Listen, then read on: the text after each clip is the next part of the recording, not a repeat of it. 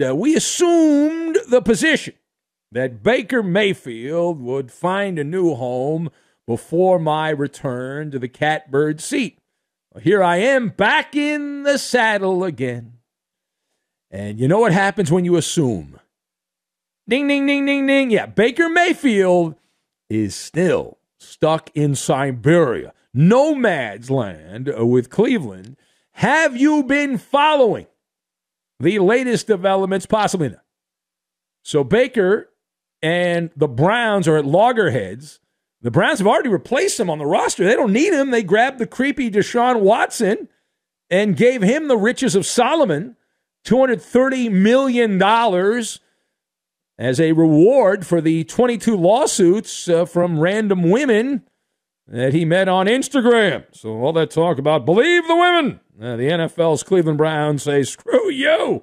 This guy's a good player, they say. Okay, we'll find out about that. But not only do they have Deshaun Watson, they've already got their new backup in Cleveland, Jacoby Brissett. So Mayfield is the odd man out. However, he's not out. The Browns picked up the fifth-year option. We've talked about this in previous episodes, the fifth-year option. Then that gave the insurance pitch man $18.8 million in salary for the upcoming NFL season. And this has led now to some NFL media bigwigs to claim that Baker Mayfield needs to work out a deal to give up some of that guaranteed money to escape Northern Ohio. And all he has to do is say, I don't need the $18.8 million. I'll take $5 million. Let me go. Something along those lines. So let us discuss the question. Should Baker Mayfield, you are the advisor, should Baker Mayfield give money back to escape the Brownies? And you can't see me, but I'm shaking my head no. I'm shaking my head no. I've got Treadwater, Chick Hearn, and Nosy Neighbor. And we'll connect all of this together, and we are going to make deep dish Chicago pizza, which is a wonderful. I ate a lot of it. I think I've met my quota for the next 10 years after the last week. All right, so first of all, Baker Mayfield, here's the advice, professional advice. Twiddle your thumbs. That is the advice. Don't do a damn thing with the contract. I come from the old country, and in the old country, you never give money back. You don't do it. Never do it. Wait patiently. Do what you have to do to pass the time. Go splish, splash, tread water. Tread water. Now, why is that? Baker Mayfield has all of the leverage in this situation. He knows the amount of money he is going to make. And ultimately, while we like to think that it's all about winning championships and this, that, and the other thing, it's a job.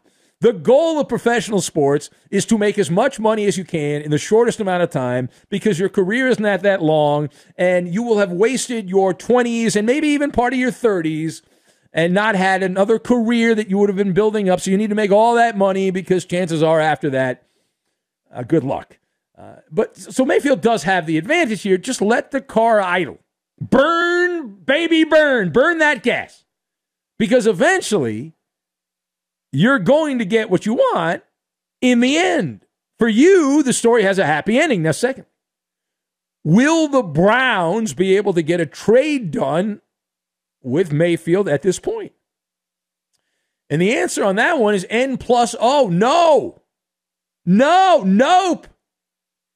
Ixnay on the trade day. That window has closed. And this is what's known as a Chick Hearn situation. Now, you might not know who that is.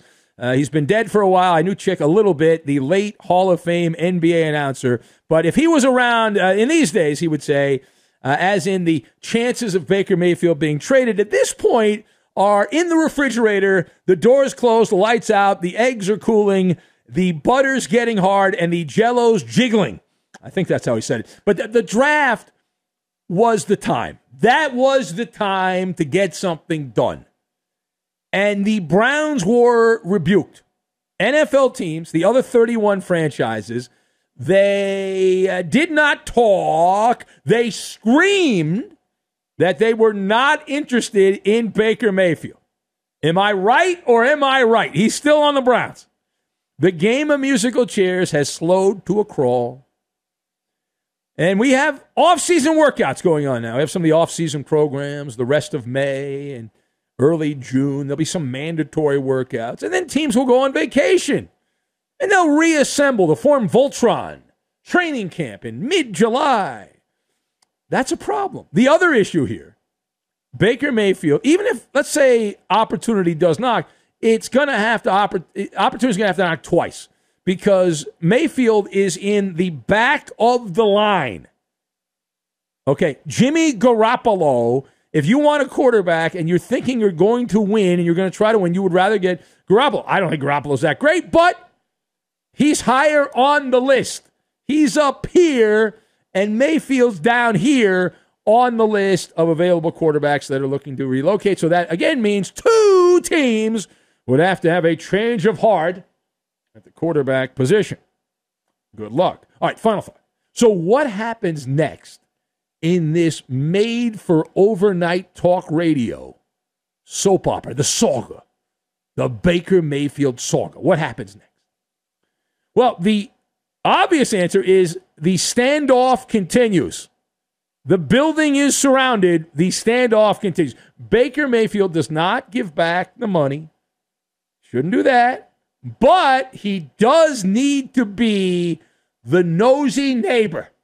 That is the friendly, unsolicited overnight advice.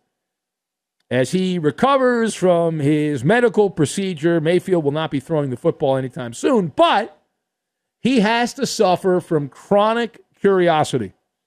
I'm talking about being intrusive, meddlesome, the busybody. We've all had at some point in our lives, depending on how old you are, you've had the nosy neighbor, the busybody. And that is what Baker Mayfield needs to be. That's the diagnosis here for Baker Mayfield. And show up at every team meeting, every voluntary, not just mandatory, voluntary workout, even though you can't throw. Show up there in the locker room with a fresh baked pie, and you're peering over the shoulder of Deshaun Watson to see which massage therapist, wink, wink, he's trying to hook up with on the gram, and for a massage, and not professional massage. But you want to make your presence felt. That's the wisdom, the nugget of information that I can provide to Baker Mayfield. And here's why. That will encourage the Brownies to expedite the process. To go, giddy up now. Cleveland has a stumbling and bumbling front office. The fact that they not only traded what they did for Deshaun Watson, but then gave him the contract, shows you they are dysfunction junction. What's your function? And they have to clear the way for Deshaun Watson and all of his parade of Instagram masseuses to come in there. And if Baker Mayfield is lurking nearby, it creates an uncomfortable situation. So again, I'm saying nosy neighbor. You show up with a fresh baked apple pie, and you are there, and you're asking questions about this, that, and the other thing, and it's going to make people uncomfortable. And the Browns are then just going to do what you have to do in these situations. Eat it! As my friend Vic the Brick likes to say, just got to eat it. That's it.